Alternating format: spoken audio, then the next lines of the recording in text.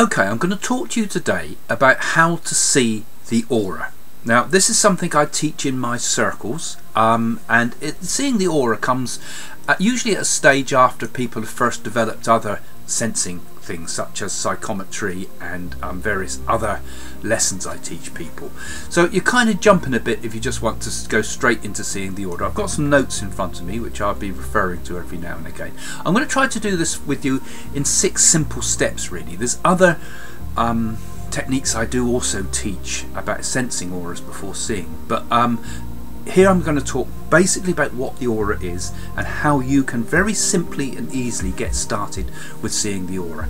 I mean, there's a huge lot more you can do once you know about how to sense the aura, but I find that when people have been working with me in circle, they struggle with things like psychometry, and then we do the aura sensing, and then we do the aura seeing, and it seems like it's almost like for people a real turning point when they see the aura, because they can physically see something and they think, wow, I'm seeing it with my own eyes. You know, the skeptics dismiss all this idea about auras as a load of bunkum, but I can see it with my eyes, and those who have clairvoyant sight will see it with their eyes. So I think they've got to catch up with us rather than us catch up with them, if you see what I mean, you know.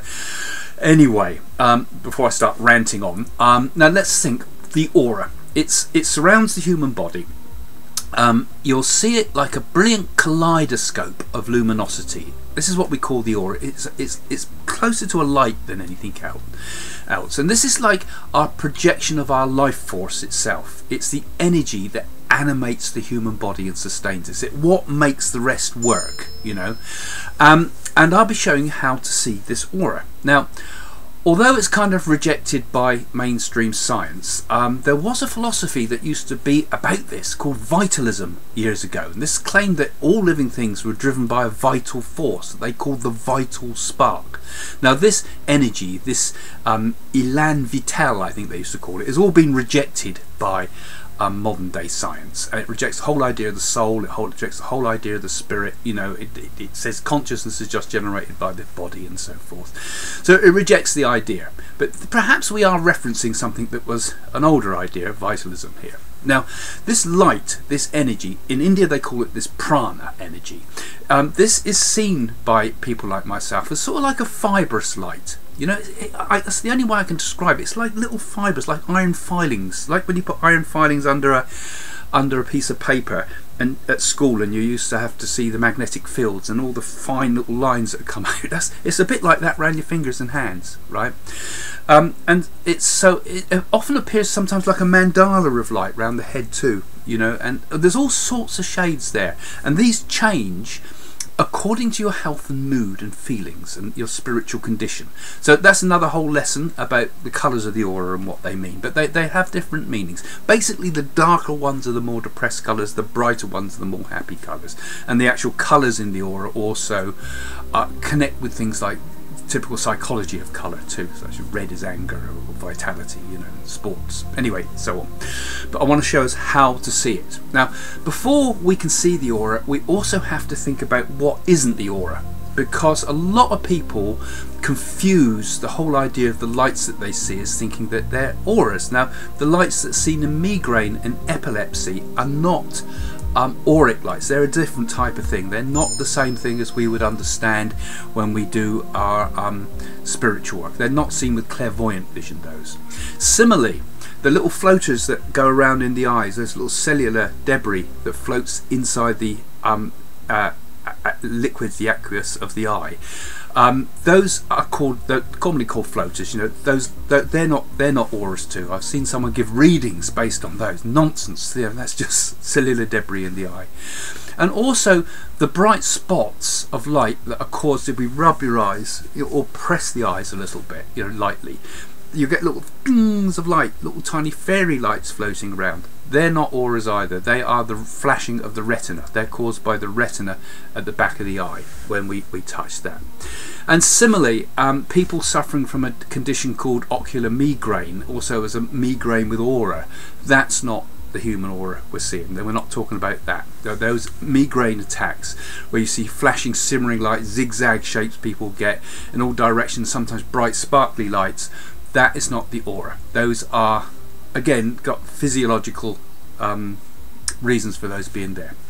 So what we're talking about with the aura is something that psychic people like myself see, and maybe you see them already. But most people see the light first around the hands and around the head, and usually most people see the first stage of the aura, which are very close to the hands and very close to the head that's around us. It's a good way to describe it. Also, another thing that it's not is the after image you get. Like if I'm against a very bright background here, so when people see me talking on the platform and I'm talking to an audience, if I move my head suddenly, you'll see a slight after image and people say, oh, I was watching your aura. No, it's because the eye's been focused on the person, and when the person moves slightly sideways, it'll leave an after image on the back of the retina. Again, that's not aura. Alright, a lot of people confuse that as being what the aura is not. That's a retinal effect. Alright, so once we get all those out of the way, we're now talking about this idea of the projected mood or energy of the person. Now, a good way to describe it is like an atmosphere that's projected from the human body. Just as the planet Earth has an atmosphere, so we as people have an atmosphere. This is the energy field, we call it. This is the energy field of our vital force. And this energy takes the form of sort of like a cosmic vibratory energy, and it's also in the universe itself. This is the prana. It's everywhere as well. So it's around all living things, and yes, it's also everywhere. So it has the form. It has two forms. It has the personal form and the universal form. All right. So I'm going on a bit here, but bear with me because I want to get you to understand what we're talking about with the aura, rather than just start seeing lights around our fingers. Now, the aura is also all around the body. It's like an egg shape all around us, and it's made of fibrous light.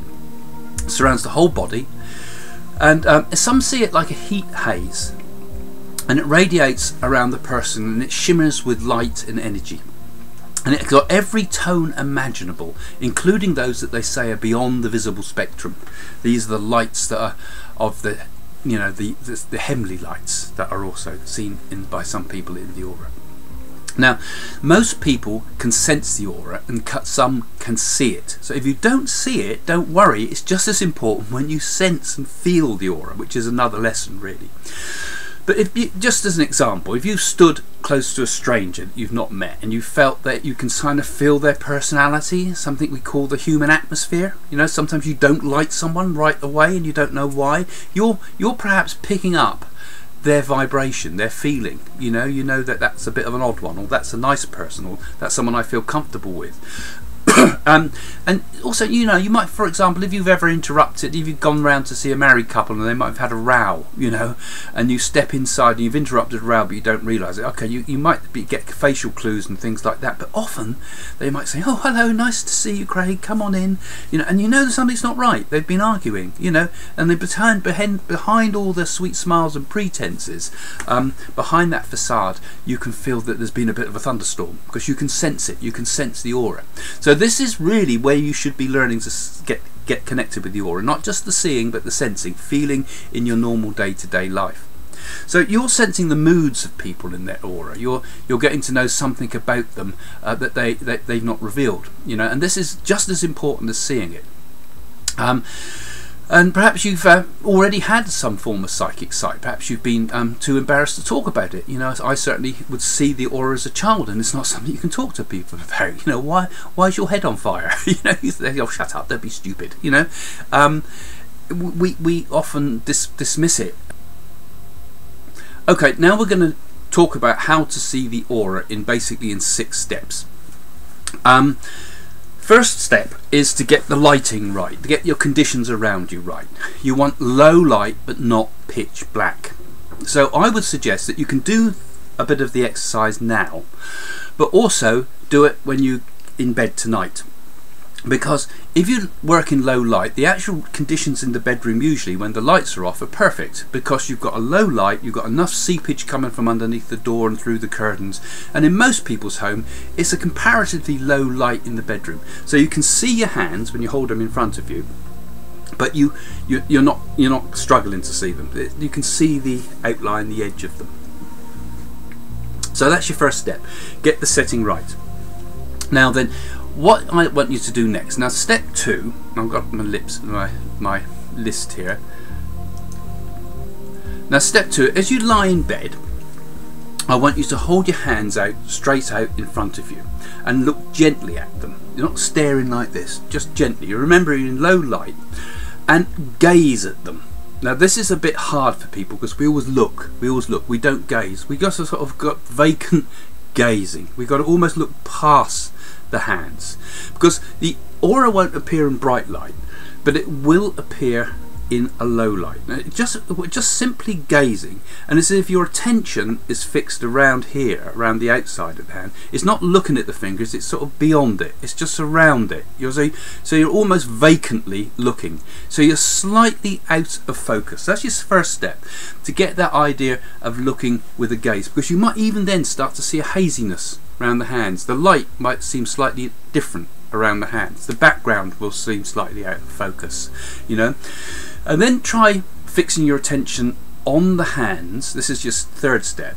This is to fix your attention on your hands while focusing your eye on the bedroom wall behind. So the hands will be out of focus, but this will get you the knack of how to look at this gazing, right? So what I'm trying to teach you to do is to gaze rather than look. So you're looking at the hands, and then your eyes focus on the wall behind you, right? So you look at the hands, and then you go in and out of focus, as it were. So you look at the hands, look at the wall, look at the wall, look at the hands, look at the wall, but put your attention on the hands. You see what I mean? So your look's in one way, but your attention is in another place. Doing that will help you to get this idea of gazing. Now step 4, very slowly now, bring the fingertips of each hand towards each other until they're very close but not touching. And this way the aura will appear as fine lines of blue and red between the fingertips. You can try this again just using the index finger or both hands. So like this. So basically you're going to bring your fingers together like this until they're just fractionally touching. You see, there's a little tiny, I want to get to a point where there's a little gap, and then they'll pull the hands apart. So the next step is you bring your fingers together. Step 5, draw the fingers apart, and you'll see little tiny streams of energy connecting them. This is, you're getting that gaze idea again. You're looking through it, you're not looking hard, but you've got your focus on the fingertips, but you're gazing behind slightly, and you pull your fingers apart. It's as if you've got a little bit of chewing gum stuck between the fingers and it's sticky, you know, so you can pull them away from you, forward like that, and then look right between the gap. Now first of all, you'll see tiny little flashes between the very tips of the fingers, right? And other times you'll see it like it pulls, and there's a very thin line in the middle with a wider line around the outside. This is what I call like the fibrous light. Now this is your next step. So you draw, it's your 5th step. You're going to be drawing your hands apart, and you'll see the streams of energy connecting each finger. You can do it between all the fingers, right, or just the thumbs, or just the hands themselves. You start playing with the, and it's like the energy builds up when but we don't touch. We're all tantalizingly close, so it's almost like tingling, you know, because you're tinglingly close, as it were. And that way will build the energy, And by bringing them so tantalizingly close together in this way, seems somehow to increase the aura flow. It's just like when you bring two opposite poles of magnets together. You kind of feel the attraction, and when you bring them closer, it's sort of they want to come fast together, you know, they can hardly keep them apart. So it's like it clicks in, right? So that's how you do it, basically, by just watching the light between like that, but get your conditions right and get that idea of that gaze, get that idea of the focus, and you'll be surprised. Suddenly it'll click in. You think, my God, I can see it. And then once you start seeing it, it seems obvious. It seems, you know, how come I've never seen this before? You know. So once you your last step really is to get to know the aura colours, because once you know where you are, look more closely at what you're seeing. First, you probably see it as possibly a whitish light, but the closer you look, you'll start to see, particularly the aura around the hands, is this etheric aura. This is the etheric aura, the body's actual energy aura. The aura around the hands is usually red and blue plus white, but you'll gradually start to see more colours. It's unlikely to see yellows and greens and things in that tone. That's usually around the head. Then you can get to understand those colours and what they mean later. But what you're actually seeing with this technique is the auras of the physical body. And when you start later to apply your gaze to around other people, so once you get the hang of it, if you start seeing it around the hands, if you've got, you know, if you've got a partner and your partner's in bed with you, say, look, let me have a look around your aura, and you can look and you start to see it around people's heads as well. So, you know, there's lots more on my website. There's lots of information about what the meaning of the colours is, for example, and then in my book Psychic School there's lots more techniques that you can learn like this and learn all about the aura and how to see it. So anyway, there's a good starting point for you. If you want to learn more, go and get the books, of course. There's a plug. Go and have a look at my website. There's lots of stuff there and lots of other videos that will teach us all about how to develop psychic skills. And don't forget to follow this channel and you know, follow us, and we'll see you next time. Click that little bell thing down the bottom, by the way, then you'll always get the videos every week. Alright, see you next time. Bye for now. My book, Psychic School, will show you how to become a psychic or a medium. Over the years, I have demonstrated mediumship, confounded skeptics with the accuracy of my readings, and taught students how to unlock their latent psychic powers. For BBC television, my real-world Psychic School classes were filmed over a year and made into a major 3-part documentary. Now I show you how to recognise and harness your own psychic powers. In fact, these forces may already be at work in your own life through gut feelings, dreams and perceptions. All you need to do is understand how to recognise and channel your abilities. I will show you how to set up a circle that can take you from fledgling psychic to professional medium. Learn about clairvoyance, meditation, spirit guides, aura reading, inspirational speaking, psychic mediumship and other age-old techniques. Open up to the spirituality within you and learn the rewards that can follow. Psychic School is available from Amazon or my website at psychics.co.uk.